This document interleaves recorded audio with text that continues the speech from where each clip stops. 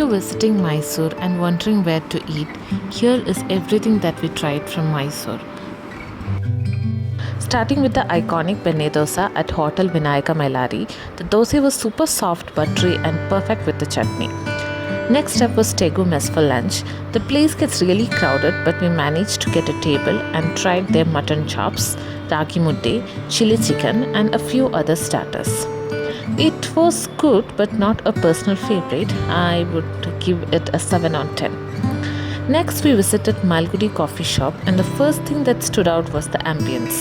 With its cozy vibe, beautiful views, and plenty of photo-worthy corners, it's a perfect place to slow down and unwind. We paired the experience with a cup of coffee and a few other desserts, including their lemon cake, and tried some other cakes as well. While the food was decent, the ambience was definitely the highlight for me.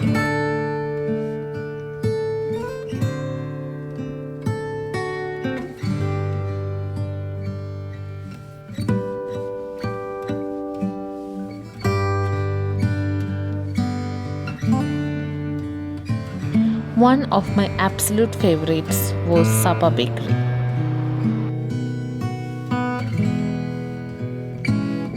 Honestly, everything on display looked so good that choosing what to order was the hardest part.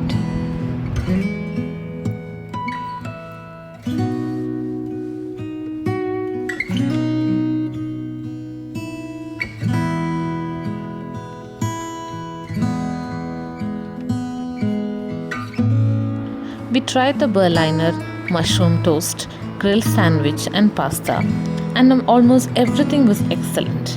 The wait can be a bit long, but the food and ambience make it worth it. Definitely a 9 on 10 for me.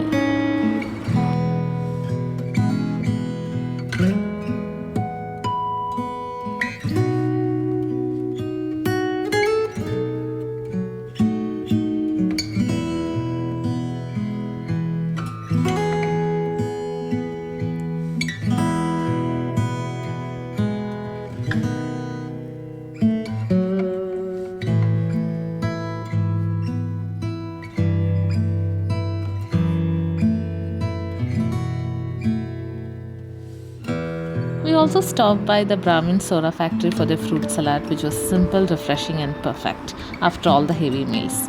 And finally, we entered our food trail at Hotel RRR. Most of the dishes were sold out by the time we arrived, but we managed to try the biryani rice and chili chicken, and it was absolutely worth it. 9 on 10. If you like our content, please subscribe and stay tuned for a detailed Mysore itinerary. Thank you. Bye.